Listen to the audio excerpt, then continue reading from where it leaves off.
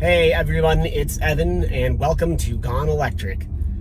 Well, after a very frustrating last month or so of public DC fast charging, I've come to the realization that one of the most frustrating parts of public DC fast charging are the charging network provider apps. So I think it's time to test the accuracy of those apps so we can try and answer the question, when does available actually mean available? The idea for this video first came about when Emily and I took a road trip to Joshua Tree back in early December. And what was supposed to be a 3-hour road trip turned into 5 hours, all because our planned stop at Electrify America turned into a 1-hour troubleshooting session with Electrify America customer service. Before we got to that EA, we checked the Electrify America app, and the app indicated that all chargers were available. When we got there, that was not the case. Only one was available, and it was actually in use by an e-tron that was just sitting there gathering idle fees. We tried to troubleshoot with EA customer service how to get the other 2 chargers to work for us, to no avail. A similar thing happened 2 weeks later when we took a road trip to Morro Bay. I'll leave the link to that road trip video down below in the description. 2 times the Electrify America app inaccurately indicated that a certain number of dispensers were available and they weren't. And so we wasted tons of time stopping, trying to get a charge going, only to be turned away. So this has become a huge problem where, there's a lot of coverage on the dysfunctional hardware of charging network providers. And it is true, the hardware is in disrepair across a lot of the network providers, Electrify America, EVgo, ChargePoint. A lot less attention has been given to the poor functionality of their apps. Most specifically, the fact that they are time and time again inaccurately reporting that chargers are available when they are not.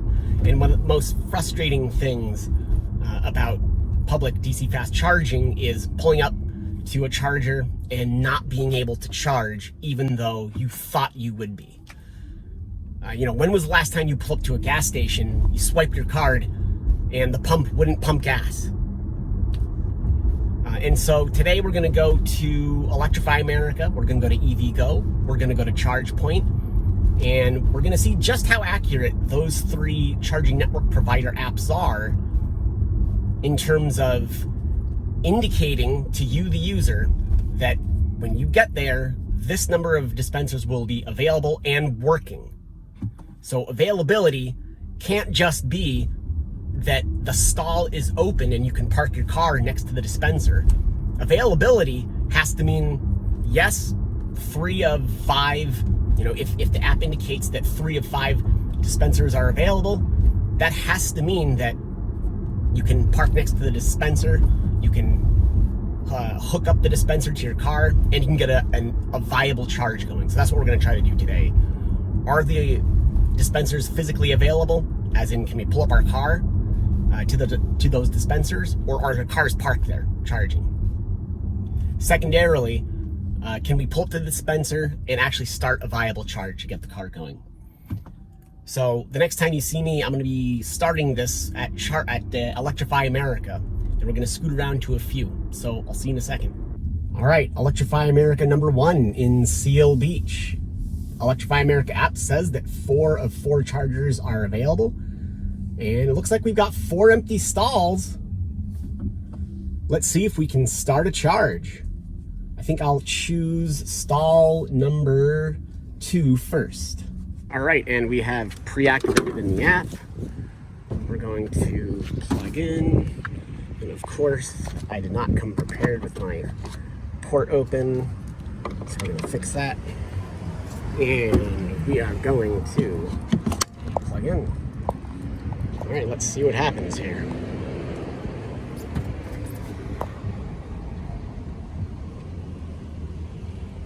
Initiating charge, wheels are spinning. The car is white and thinking.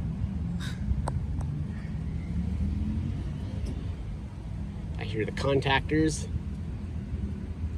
Car's still thinking.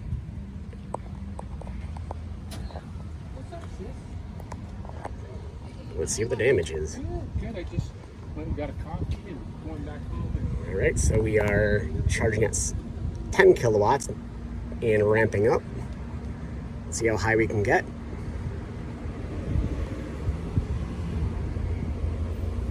Let's go, and we are ramping slowly, very slowly. Note here the time. Haven't been here a minute yet.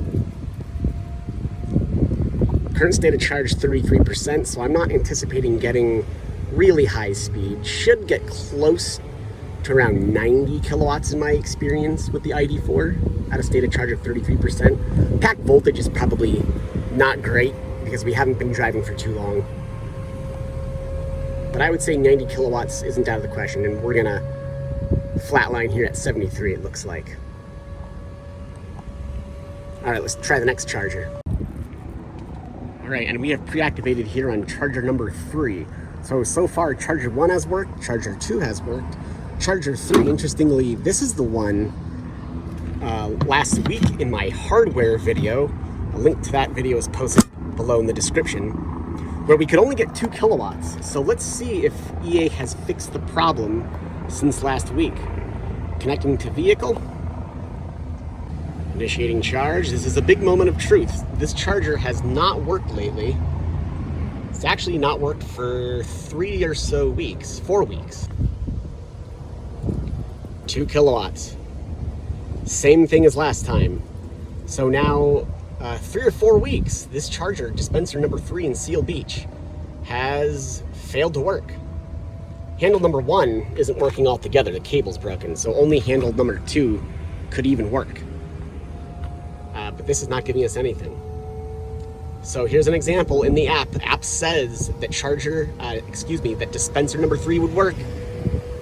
And as you can see clearly here, 2 kilowatts, when the car should be charging at about 80 to 90 kilowatts. That is not working. All right, let's go to the last one. And it looks like dispenser 4 is working as advertised. So to review our first stop at Electrify America in Seal Beach, about 10 seconds before pulling up to the station, I pulled up the Electrify America app, and the app indicated that 4 of 4 dispensers would be available. In driving up, it was accurate in reporting that nobody else was there. Nobody else was physically there, so all 4 stalls were available for use. It was inaccurate in reporting that 4 of 4 dispensers were available from the perspective of actually being able to give me adequate juice at the current state of charge that I was at. I was at 33% or something like that. Only 3 of the 4 dispensers were able to give me adequate, accurate energy given that state of charge of 33%. All 3 dispensers gave me about 75 kilowatts, which is acceptable, I'll say. Dispenser number 3 at that station only gave me 2 kilowatts, which is interesting because that dispenser at that EA station has been giving no more than 2 kilowatts for weeks now. So it'll be interesting to see just how quickly, how long it takes for Electrify America customer service or customer support technicians to come out and actually fix it. I checked PlugShare right after I left, and indeed other people were reporting that dispenser number 3 was giving no more than 2 or 4 kilowatts. So it's being shared among people. I highly recommend using PlugShare. Every time you don't get the charge that you should report every attempt to PlugShare. It's the only way we can hope to keep network providers accountable for their poor service. So as we pull up to our second Electrify America of the day, which is in Rossmoor, the EA app says that 2 of 4 dispensers are available, and looks like we've got a pilot icing one, and then we have an e-tron and a bolt charging. So it does look like 2 of 4 are indeed physically available. Let's see if we can start a charge on the two that are available. So we may have our first problem here in Rossmoor as well. The app indicates that charger number 2, which I'm currently on, is in use. But as you can see, it is not. And the screen indicates that both handles are available for use. So we're gonna see what happens if we just plug in. We're gonna take handle number 2. And we'll see what EA has to say about this. So I was unable to pre-activate in the app since the app indicated that this dispenser number 2, was in use. So there's inaccuracy number 1. And it looks like it is not going to want to start a charge. So there you go. It does not want to start a charge for me because in the app, it says that this dispenser is in use when it is not. So I'm about to leave the Electrify America in Rossmoor. Here's what happened. Major complications. As I pulled up to this Electrify America station in Rossmoor, the app indicated that 2 of 4 chargers, that is to say 2 of the 4 dispensers, were available, while 2 were in use. I pulled up to dispenser number 2, opened the app to pre-activate, and lo and behold, the app said that dispenser number 2 was in use, which, as you could see just now, was not the case. So I couldn't pre-activate. So what I did was try to circumvent the pre-activation by just taking the handle from dispenser number 2, plugging in, see what happens. Well, what happened was exactly nothing. It wouldn't let me charge. It wouldn't let me start a charge. The app is inaccurate in reporting which dispensers are actually in use. It indicated that 2 were in use, when actually only 1 of the 4 was in use. I was unable to get a charge as well. So major problems here in Rossmoor. The app, once again, inaccurate, very frustrating. Let's try another EA, just for fun. As we arrive at the 3rd Electrify America here in Westminster, outside the Westminster Mall, the app says that 3 of 4 dispensers are available, and I see 1, 2, 3 available, and it looks like a 4th that appears to be available. All stalls are empty and available, so that must mean that one of the dispensers just doesn't work. So let's check it out here. The app indicates that 3 of 4 dispensers are available, and that's because dispenser number 2 right here is completely offline. So I just pre-activated at the dispenser next to it, dispenser number 3. And so let's plug in and see what happens here. And we are ramping up 34 kilowatts. Let's see where we land here. In Seal Beach, we landed at 75 kilowatts for 3 of the 4 dispensers. In Rossmoor, we were unable to charge, period, despite the app indicating that we should be able to. And now in Westminster, where 3 of 4 dispensers are available, we are currently charging at dispenser number 2 at a speed of 82 kilowatt. That's good enough. Let's stop it. This could be a completely accurate reporting by the EA app at the Westminster Mall EA station. That would be very, very welcome. Bounced right back up to 82 kilowatts. Folks, we have 100% app accuracy for the EA app, finally, here at the Westminster Mall. All dispensers that the app indicated would be available and working are indeed available and working. Wow. Wow, wow, wow. As I leave the Westminster Mall, there's a Tesla supercharger right next to the Electrify America. Electrify America had 4 dispensers here. This supercharger station has upwards of, I think, 12 or 15. I can't even count. They go all the way around the corner. I wonder if they have as many problems as we do at Electrify America. Okay, so I wanted to do a comparison between EA and EVgo. Now, the EVgo app said that there would be one fast charge, DC fast charge unit available here, and one level 2, while one is supposedly broken. So let's try it out. So I was finally able to get Sandy here to start charging here at the EVgo that is right in the Westminster Mall. Took me a few attempts. The machine was pretty janky and clunky. Didn't want to start.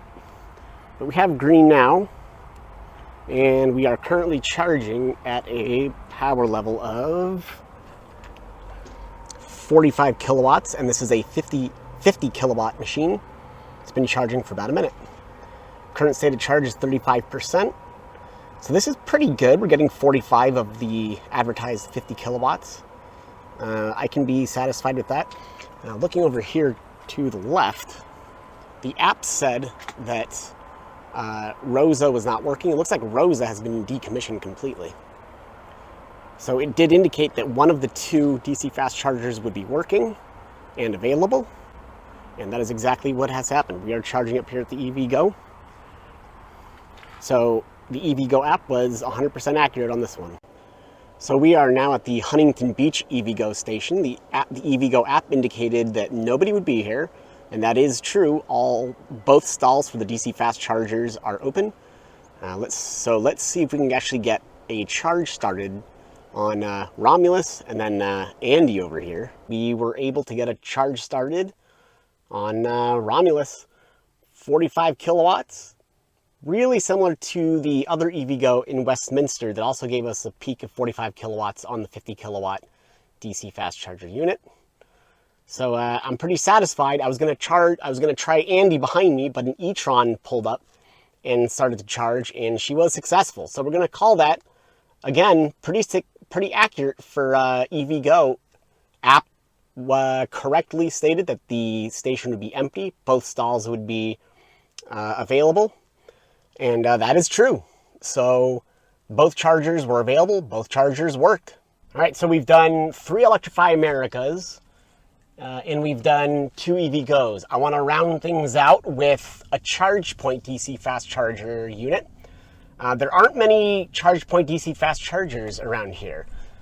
There are only a couple. I want to at least try one. We'll test the accuracy of the ChargePoint app at the DC fast charging station that is in Long Beach. See you there. We are pulling around to our ChargePoint DC fast chargers here. The app says that both of the 2 here are available and ready. But as you can see, I just passed by them both. They're both unavailable. I do not know why that BMW i3 is there, because they're not charging, and they're not kidding anyone. So 0 for 1 so far on ChargePoint app accuracy. All right, let's check one more ChargePoint. And we have arrived at our next ChargePoint DC fast chargers.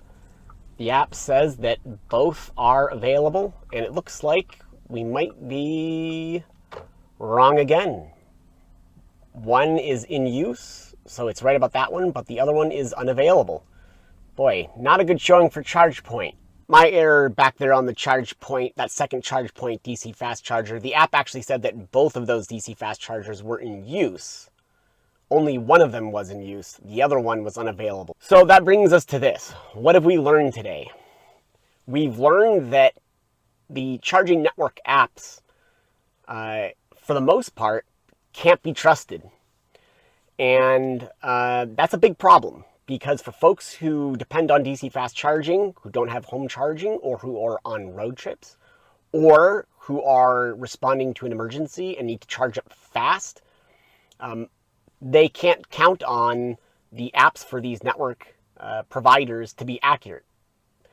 And that's a big problem, especially in the case of an emergency. You know, if you're responding to a family or friend emergency, or you're even going for like an airport pickup early in the morning, and your car needs to get juiced, it needs some energy, you've got to be able to count on those network apps to tell you where to go.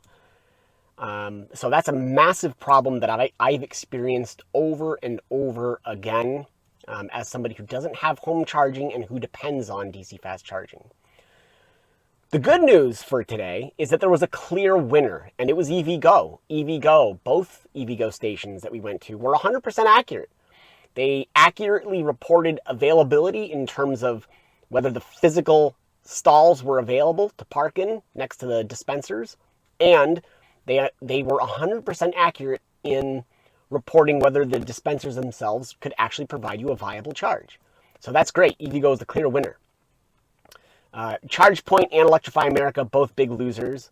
I'm going to say that Electrify America was more of a loser because there are a lot more Electrify Americas on interstate corridors that we depend on road trips. And that can be a massive problem for folks who are on road trips depending on Electrify America. And time again, my personal experience, I've had a lot more problems with Electrify America overall, the app that is, than ChargePoint. Although ChargePoint did not perform well today. 0 for 2. Both stations, it was inaccurate in reporting whether dispensers were available. All in all, last week I said that, I still at this point recommend getting an EV. I will be interested to see where my opinion shifts after doing all these charger audits. Right now, I recommend EVs for folks who are comfortable troubleshooting, who are comfortable with tech, and who have time, to be totally honest. Secondarily, I still would recommend EVs for folks who have home charging. I think if you have home charging, that's sort of the game changer here. And of course, if you have a Tesla, I think right now the challenge is mostly posed to non-Tesla EV owners. For Tesla owners, I think that things are much different. And that's kind of what I hear among my friends who have Teslas and folks around town who I see charging at the myriad Tesla superchargers. Luckily today, EVgo, the app for EVgo, performed very well, 100% accuracy. But overall, to answer the question, when does available mean available? Not very often.